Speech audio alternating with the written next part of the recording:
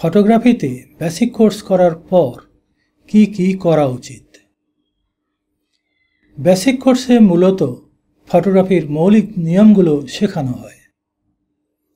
শুধু basic course করেই কেউ দক্ষ ফটোগ্রাফার হয়ে যাবে এমন নয়। বেসিক কোর্স করার আগে থেকে কেউ যদি ফটোগ্রাফির প্র্যাকটিস করে থাকেন তাহলে ভিন্ন কথা। আমি তাদের কথা বলছি যারা আগের কোনো অভিজ্ঞতা ছাড়াই বেসিক কোর্স সম্পন্ন করলেন। কোর্স করার 6 মাসের মধ্যে আপনি সব ভুলে যেতে পারেন। কোর্স করার পর যদি বিশেষ কর্মসূচি না নেন তবে খুবই স্বাভাবিক যে অ্যাপারচার, শাটার স্পিড, আইএসও এই শব্দগুলোও ভুলে গেছেন।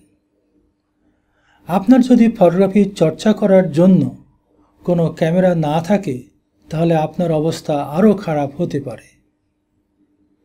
ফটোগ্রাফি শিক্ষকতার প্রায় 30 বছরের অভিজ্ঞতা থেকে আমি আপনাকে কিছু শেয়ার করতে যাচ্ছি।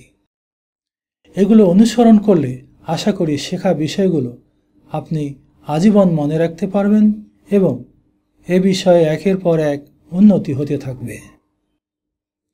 1. ক্লাস নোটগুলো সংরক্ষণ করুন। নোটের গুরুত্বপূর্ণ কথাগুলো আন্ডারলাইন অথবা হাইলাইট কলম দিয়ে হাইলাইট করুন এবং মুখস্থ করুন। গুরুত্বপূর্ণ যে কথাগুলো ভালোমতো বোঝেন না সেগুলো কোনো শিক্ষকের কাছ থেকে পুনরায় বুঝে নিন। 2. ক্লাসে প্র্যাকটিস করানো বিষয়গুলো প্রতি সপ্তাহে অন্তত একদিন কিংবা দিনের অর্ধেক সময় ধরে প্র্যাকটিস করুন। কোনো সপ্তাহে যাতে এই প্র্যাকটিস বাদ না যায় সেজন্য এই সময়টি নির্ধারণ করে রাখুন আর ওই সময় অন্য কোনো কাজ রাখবেন না। যে বিষয়গুলো এই প্র্যাকটিসের অন্তর্ভুক্ত হওয়া উচিত তা হল ক্যামেরা অপারেশন, ক্যামেরার সেটআপ পরিবর্তন, দিনের আলোয় এবং ঘরের ভিতর ফ্ল্যাশ সহকারে এবং ফ্ল্যাশ ছাড়া কিছু ছবি তোলা ইত্যাদি। এই প্র্যাকটিসগুলো করার জন্য আপনার অতি প্রয়োজনীয় কিছু যন্ত্র থাকতে হবে, যেমন ক্যামেরা, ফ্ল্যাশ, ট্রাইপড ইত্যাদি। এই যন্ত্রগুলো নিজের হলে ভালো, অন্যের হলে যখন তখন ব্যবহার করার সুযোগ পাবেন না। 3. আরও জানুন, আরও শিখুন।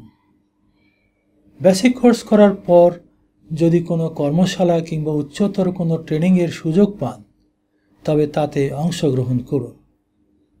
ফটোগ্রাফির ওপর ভালো বই পুস্তক পেলে তা সংগ্রহ করুন এবং পড়ুন। বিভিন্ন ওয়েব এবং ইউটিউব চ্যানেল থেকে নতুন বিষয়ে জানার চেষ্টা করুন। একটি প্রশ্নপত্র তৈরি করুন কিংবা সংগ্রহ করুন। প্রতি সপ্তাহে অন্তত একবার প্রশ্নপত্রটি পড়ুন এবং নিজে উত্তর দেওয়ার চেষ্টা করুন। যেখানে আটকে যাবেন সেটা নোট দেখে কিংবা বই দেখে উত্তর বের করে নিন। নিজেকে এমন অবস্থানে নিন যেন যে কোনো সময় যে কোনো প্রশ্নের উত্তর দিতে পারেন। এর ফলাফল এমন হবে, আপনি যদি কোনো চাকুরির ভাইভা দেন তাহলে সেখানে খুব ভালো করতে পারবেন। 4. ফটোগ্রাফি নিয়ে আপনার ভবিষ্যৎ কী হবে তা ঠিক করে নিন। ফটোগ্রাফির কোন শাখায় নিজেকে প্রতিষ্ঠিত করতে চান তা নিয়ে ভাবুন। এর জন্য ভালো উপায় হল অন্যান্য ফটোগ্রাফারগণ কে কী করছেন তা লক্ষ্য করা। বিশেষ করে সিনিয়র ফটোগ্রাফারগণ যারা এই পথে সফলতা অর্জন করেছেন তাদের কাউকে আপনার আদর্শ হিসাবে গ্রহণ করা। তাদের কারো একজনের সাথে ভালো সম্পর্ক স্থাপন করুন এবং জেনে নিন তিনি কিভাবে ধাপে ধাপে উপরে উঠেছেন। আপনি সেভাবে উপরে ওঠার প্রস্তুতি নিন এবং কাজ শুরু করে দিন। 5. ফটোগ্রাফির যে বিষয়ের দিকে আপনার আগ্রহ সেই বিষয়ের উপর অন্তত 50টি ভালো মানের ছবি সংগ্রহ করুন। সেগুলো হতে পারে সফট কপি কিংবা প্রিন্ট। ছবিগুলো বারবার পরীক্ষা নিরীক্ষা করুন। কোন ছবিটা কি বৈশিষ্ট্যের জন্য এতটা ভালো সেটা বের করার চেষ্টা করুন। এবার ওই মানের ছবি নিজে সৃষ্টি করার চেষ্টা করুন। এর মধ্যে কিছু ছবি অবিকল নকলের মতো হয়ে যেতে পারে, সেটা কোনো দোষ নয়। তবে এই ছবিগুলো কোথাও প্রকাশ করবেন না। নিজের সৃষ্টিশীল প্রতিভা দিয়ে ভিন্ন ধরনের কিছু ছবি সৃষ্টি করুন। নিজের তোলা এই ছবিগুলো দেখে নিজে সন্তুষ্ট হতে পারেন, তবে এই ছবিগুলো অবশ্যই একই বিষয়ে দক্ষ কোনো ফটোগ্রাফারকে দেখাবেন এবং ভুল ত্রুটি ধরিয়ে দিতে অনুরোধ করবেন। তিনি যা যা ভুল ধরবেন এবং উপদেশ দেবেন তা সহাস্যে মেনে নেবেন। সম্ভব হলে এগুলোর নোট রাখবেন।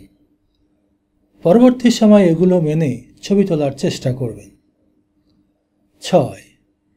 নিজের তোলা ছবিগুলো দিয়ে এক বা একাধিক অ্যালবাম তৈরি করুন। মনে করুন আপনি 3 রকম বিষয়ের ছবি তুলে থাকেন, তাহলে 3 রকম বিষয়ের 3টি অ্যালবাম তৈরি করতে পারেন। এই অ্যালবাম সফটকপি কিংবা প্রিন্ট দিয়ে হতে পারে। প্রিন্ট দিয়ে হলে প্রতিটা ছবি অন্তত ফাইবার সাইজ হওয়া উচিত। কোনো ত্রুটিপূর্ণ ছবি অ্যালবামে রাখবেন না। কাজ পাওয়ার ক্ষেত্রে কিংবা চাকুরির জন্য পরীক্ষা দেওয়ার ক্ষেত্রে এই অ্যালবামগুলো হতে পারে আপনার যোগ্যতার মাপকাঠি। পরবর্তীতে একই বিষয়ে আরও ভালো ছবি তোলা হলে সেগুলো অ্যালবামে যোগ করুন। আগে রাখা কোনো ছবি দুর্বল থাকলে সেগুলো রিপ্লেস করতে পারেন। 7. ফটোগ্রাফারদের কোনো সংগঠনের সাথে যুক্ত হন। পৃথিবীর প্রায় সকল দেশে শৌখিন কিংবা প্রফেশনাল ফটোগ্রাফারদের নিয়ে অনেক সংগঠন আছে।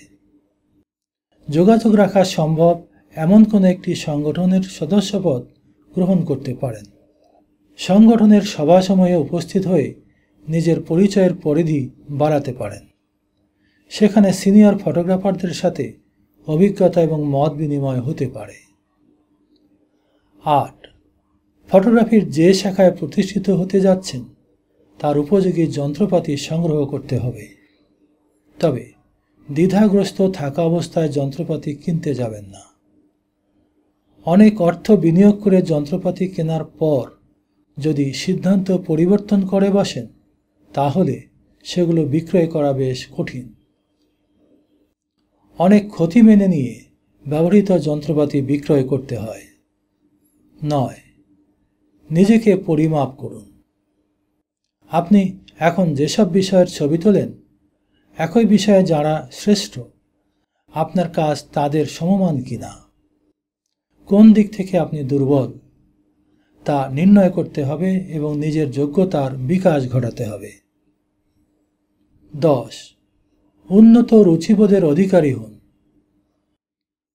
নিজের রুচিবোধকে এমন উচ্চতায় নিতে হবে যাতে যে কোনো বিষয়ে আপনি যা পছন্দ করেন অন্য সবাই তা ভালো মনে করেন। উন্নত বিচারিক ক্ষমতা লাভ করা খুব সহজ নয়। দীর্ঘদিন ভালো এবং মন্দের বিচার করতে থাকলে এই ক্ষমতা আপনার মন মগজে প্রতিষ্ঠিত হতে পারে।